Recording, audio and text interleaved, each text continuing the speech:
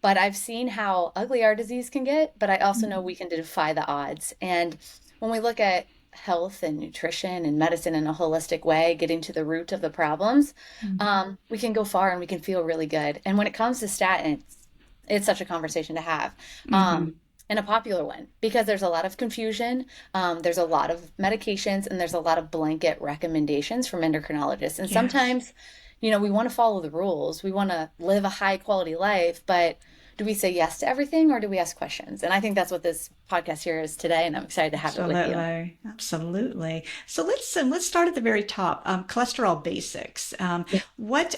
So when we go and we get the test done, because it's part of our labs and it should be. It's the lipid panel. Am I saying that right? Yeah. Yeah. And I'm going to preface this conversation. Neither Kelly and I are doctors.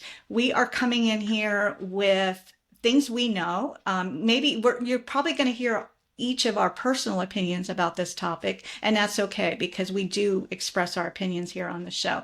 But definitely seek medical advice. And like I'd like to do here, we talk a lot about hormones and hormone replacement, and that's definitely a topic. And I don't speak as a medical expert on this topic either. But take what we say with a grain of salt, but to empower yourself, because I think what you're going to hear today is going to leave you feeling more informed and empowered. And that is our goal, Yeah. right? Thank you for saying So, that. yeah, so I agree. cholesterol. So, what is it with all these tests? And how do we know when we're looking at our own lab report what we're looking at? Yeah. And Well, yeah. kicking that off, I hope we're looking at our lab reports. I Oh, hope we're good not just point. Good point. That's a I good hope we're point. not just Yes. waiting for the doctor to say something's high or low because I don't know. I'm not an endocrinologist, but I don't know how much time they have. I know my Good. endocrinologist is actually a good friend, and she has such little time that she'll be answering a lot of my charts at 10 p.m. Mm, So I don't know if they're just looking for the H and the L. I don't know if they're looking at the border, the upper range, the lower range, or mm, whatnot. But ourselves, we should be looking at our own data. But when it comes to a lipid panel, there's main labs that are drawn with our endocrinologists, and I'll actually recommend more than what they draw. mm-hmm. But we'll have our HDL, our LDL, our triglycerides, and our total cholesterol. That's mainly the gist of what we will most conventionally see.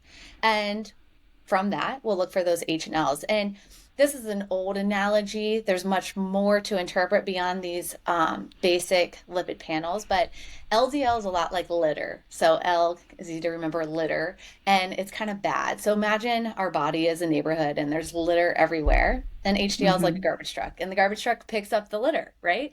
So we really want that HDL to be up. We want the litter to be down. So HDL and LDL. You can call one good and bad, but there's much more to dissect beyond that. Right. I like to look at ratios. So when I get my labs done, or I have a client who comes and they're like, here's my lipid panel, everything's in range. And I'm like, well, let me see those Mm-hmm. numbers. Let's like Mm-hmm. dissect it a little bit.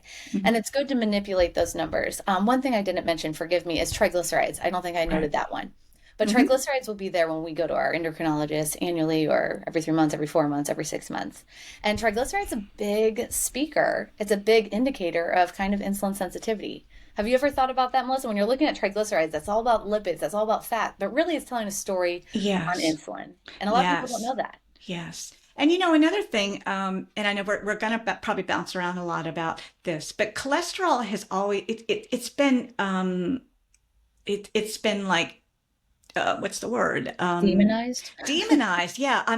I had evil on my head, but that wasn't coming out the way I wanted to say it, but demonized. Like cholesterol is a bad thing, but our body, our hormones need cholesterol. Yeah, It's absolutely. something, it's very much a part of what our body and our brain and just the everyday function needs. So I think Yeah. that's another important thing. It's not something to fear, but it really is about understanding. So yeah, Yeah. yeah. But Mhm. the triglycerides, yeah, Yep.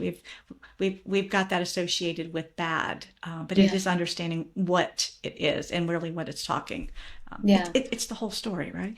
Yeah. But overall, LDL, you could kind of look at it as bad. HDL, you want to look at good. HDL Good. goes up with drinking wine, which can be good and bad. Right. HDL goes up with consistent exercise, which is a great thing. Hmm. So there's things we can do in our life and our diet to manipulate these numbers. And again, triglycerides a speaker to one, if someone's lost a lot of weight, that triglyceride is going to be up. A lot of people don't know that. Until your weight's Mm. stable for at least 6 months, you don't want to scrutinize these numbers too closely. But triglycerides, specifically for diabetes, can talk about insulin resistance or insulin sensitivity. Mm. And I like triglycerides. I'm going to use my hands here, like the words are in my hands, but you want triglycerides and HDL close to a 1-to-1 ratio, if not triglycerides, a 2-to-1 ratio. If you Interesting. look at your Okay. own data, if you go to your MyChart or wherever your labs are housed, Hmm. um, manipulate those numbers and kind of tell yourself a story, or, hire someone that can help you Hmm. with that. Um, but yeah, that's kind of the gist of the basic lipid panel when we get with our doctor. And you must get this lab done fasted. You want to do it Hmm. fasted, and that includes no black coffee. Sometimes doctors will say, oh, black coffee's fine. There's no calories and there's no fats or proteins in it. But coffee can stimulate cortisol and it can throw off the lipid panel. That's interesting to know because I will be the first one to raise my hand and say, I do tend to have coffee before I get my labs done. It's hard not to. Oh, no. So I just need to go sooner, right? Earlier, even earlier than I usually do. So yes, I am guilty of that. So yeah, thanks for that reminder. Yeah, those things will, especially if it's something that we're keeping an eye on. I Yeah. think generally speaking, if we've always had numbers that were not in any sort of a caution zone, but again, yeah, take that. It's definitely food for thought. Yeah. Yeah. I might add, if I can, Hmm. I don't Yeah, know if you're going to go on absolutely. to the next question. So, big two takeaways is really zero in on triglycerides to understand your insulin sensitivity. Hmm. And if there's a player there, HDL can be better than the LDL, be more friendly. Hmm. But blood sugar movement. So, a lot of times clients will say, well, what's worse, a better A1C or a better standard deviation? Mm. And when we get to this LDL, the litter, I'm just going I to give it love that. metaphors. Yes. I hope that's okay. Hopefully Uh-huh. that helps everyone. We learn through Absolutely. stories. Hmm. When we have these swings, these spikes, which we all have, Hmm. we can minimize them, but they happen, believe it or Yeah, not. they sure do. That's what can increase this LDL and make our cholesterol more dangerous. So I rather Interesting. someone have a smaller standard deviation, meaning fewer swings throughout their blood sugar history, than a better A1C. I'd like both of them down, but Right.